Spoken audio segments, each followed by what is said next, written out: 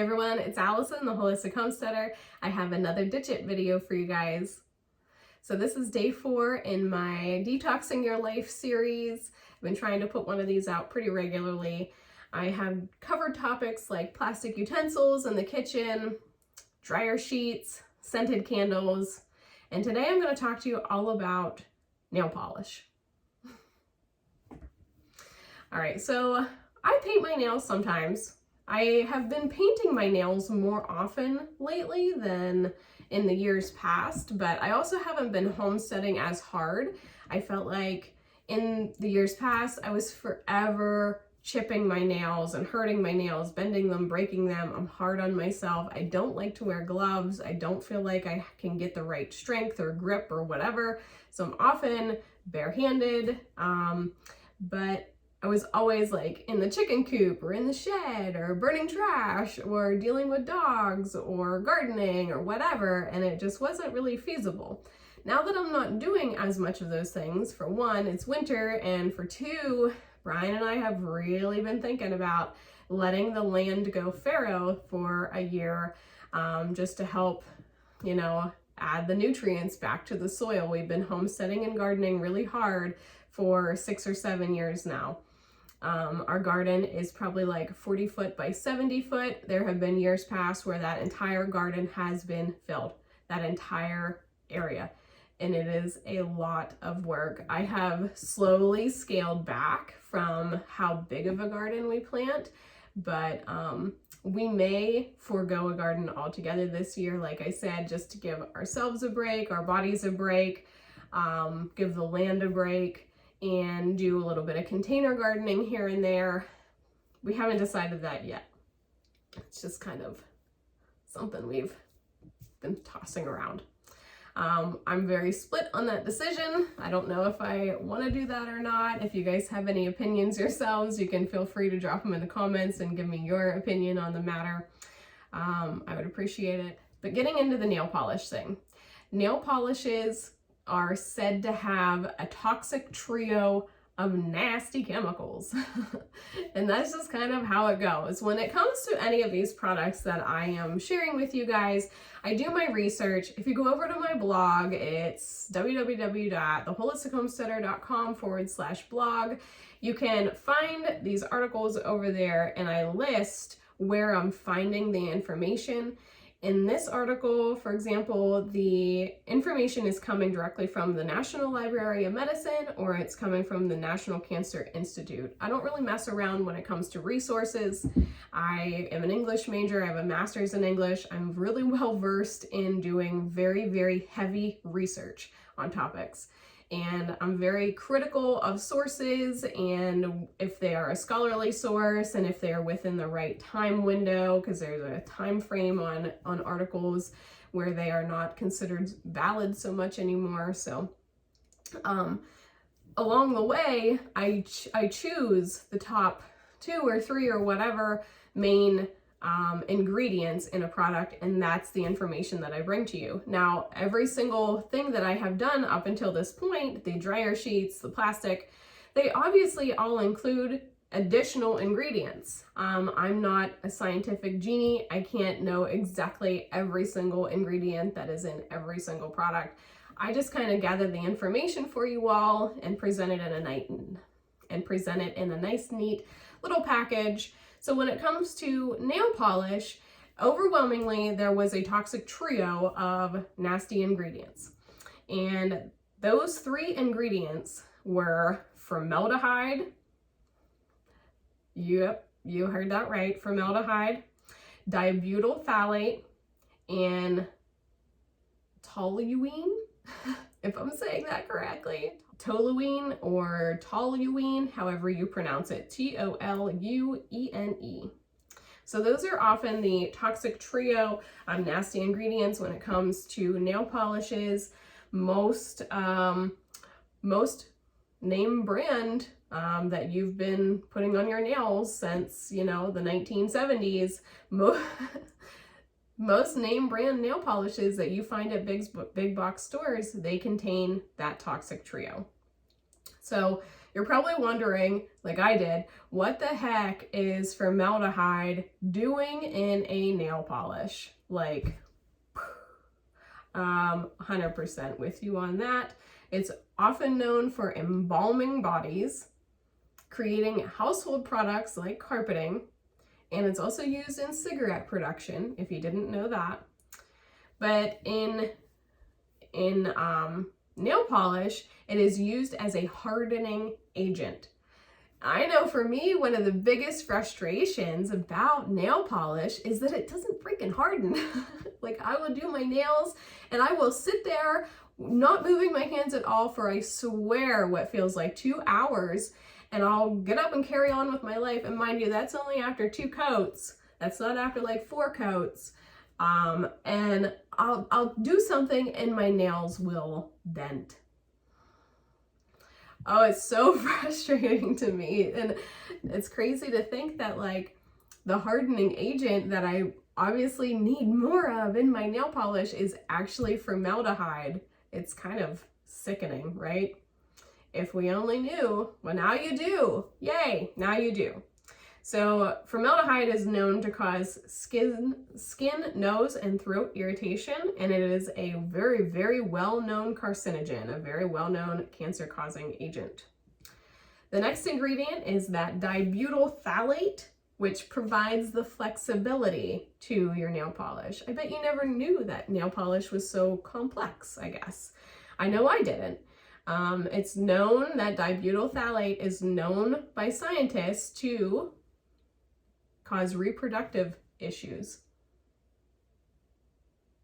How many people do you know that have suffered from infertility?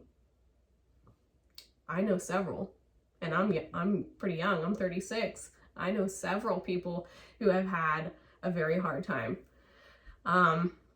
It's crazy to me. It kind of gives me cold chills. It's crazy that we put this on our body and we don't even realize what it is doing internally. And I think it comes from such a lack of information. I feel like these videos that I'm doing, I'm not doing anything fancy. I'm just taking a product, I'm breaking it down into the most well-known ingredients. I'm looking up those ingredients of what they do to the body and what they're used for. And then I'm telling you guys, that's all that I'm doing here. I think more videos like this need to happen. I think people need to be more educated. The marketing world does a great job, obviously. How many nail polish ads do we see? Even throughout the course of a day, I'm out here in the middle of nowhere, and I still end up seeing some kind of reference to nail polish out here in my, homesteader, backwoods, Bigfoot country land. It's kind of, it's always there. It's always present, but yet the backside of that isn't, and it never is. It's never mainstream. The health problems that can come from these ingredients, it's never mainstream. So it fires me up. It makes me super frustrated that our laws, our protective regulations, what happens within the EPA and the FDA, and the loopholes and the actual true lack of concern for people and their health, it is maddening. And the more that you learn, sure, you gain confidence by knowing these things, but on the other hand, it's like this rage almost builds inside of you, and it kind of makes you go a little bit bonkers. I'm not there yet. I'm close, but I'm not there yet, I swear. All right, so the last ingredient here is that one that I can't really pronounce. It's called toluene, I'm not exactly sure. But that is what makes the surface of the nail polish smooth and keeps the color pigments from separating. Never knew that one either. This ingredient, again, is known to cause reproductive issues, and it is also known to cause central nervous system issues. So this toxic trio, you put it on your nails, it is harming the nail itself and the skin around and the skin around the nails, and it's also harming your lungs when you're doing it too. I don't think that people realize that odorous smell that nail polish emits, but that when you are breathing that in, I mean, that is a toxin to your body, to your lungs. It's an irritant. So don't inhale it. And if you are going to use nail polish, again, just like with the plastic utensils way back on day one, I'm not saying throw it all out. And it's the same message that I've kind of shared this whole process. Make one swap. Make one swap. But go and find one safe nail polish by one color. If you're like me, you go and you end up buying like 5 different colors of nail polish, and then you don't like it because it doesn't stick, and then you're out all this money. Don't do that. Replace it with one item. There are brands that are non-toxic. They do not contain this toxic trio of ingredients. I'm not saying that they don't include some kind of toxin. I haven't done the research on that, but they do claim to not have this toxic trio. So the brands, there are 3 I'm going to list here. The first one being Zoya, Z-O-Y-A. Then there's Cote, C-O-T-E. And then there is Scotch Naturals. Now, I have used Zoya in the past. I really liked it. I want to say that I bought it directly from their website. And I think I did that because, like I said, I'm one of those people that well, I'll go support the actual website itself because, hello, small business owner myself. But also because they often have better deals. And I think that's what happened. I was able to get 3 polishes or something with free shipping on a discounted 10% off or something. So I liked it a lot. The only downfall was that they didn't last very long. If you buy a nail polish like OPI or something, you're going to have a longevity with it. And I didn't have that same kind of longevity with Zoya. But knowing that there were none of those toxins in there, it was worth it. I would rather paint my nails every couple of days, than to have those toxins on my nails for a long time. Now, if you really want to challenge yourself, I said it originally, just replace one, give it a try. There's also that idea too, I've mentioned in other videos. You might be like, girl, you are crazy. I am not giving up my nail polish for anything. And that's totally fine. I'm here for it. You guys know I'm not one of those super crunchy, snoity-toity people. If you want to keep your nail polish, well then keep it. But swap something else out. If you want to stick with the nail polish, well, cut out your air fresheners that are toxic. Cut out your dryer sheets. Change your laundry detergent. Swap out all the utensils in your kitchen. Do whatever you got to do. Follow that 80-20 rule. Change it to a better brand or whatever. Just kind of compensate for it, And now you're knowledgeable, and that is really what's important.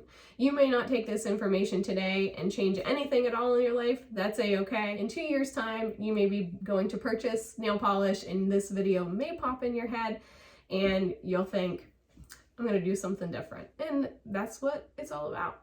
We are just trying to educate you guys so you make safer choices so you can live a less toxic life. That's the whole goal here. So, all right. I hope you have enjoyed this video on nail polish. Who knew somebody could talk so much about nail polish? I surely didn't, but here we are. I so appreciate you guys. I will see you on the next Ditch It video. Bye.